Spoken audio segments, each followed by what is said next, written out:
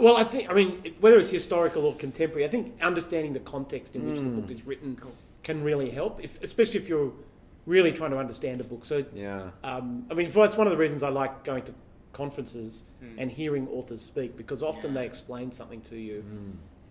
And you think, that's what that book's really about. Yeah. But the same with reading older authors. I mean, you can read it just kind of at the face, but often when you understand a little bit about what the background was and what the issues were that they were dealing with, you see far more pointedly what they're trying to achieve and appreciate it more. Yeah. I mean, I Really think good. That's great advice. that doesn't get you through a lot of books quickly. No.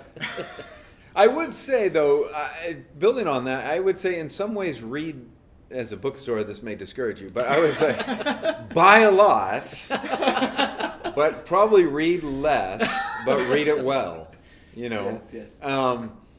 And I was talking with someone who, your bookstore would have a lot of his books, and he's an older generation than I am, and in a moment, and so I won't tell you his name, but you would know who he is, and in a moment of quiet confession to two of us, he said, I barely ever finish a book these days. Yeah.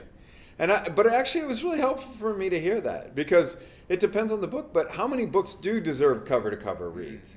And it depends. I think, we've got, some books really do, but I would read well, read carefully, and if it's just fluff, then maybe you don't need the whole thing. Get the main idea. But, even just practically, I encourage you to read with a pen, mark it up, just mess it up. And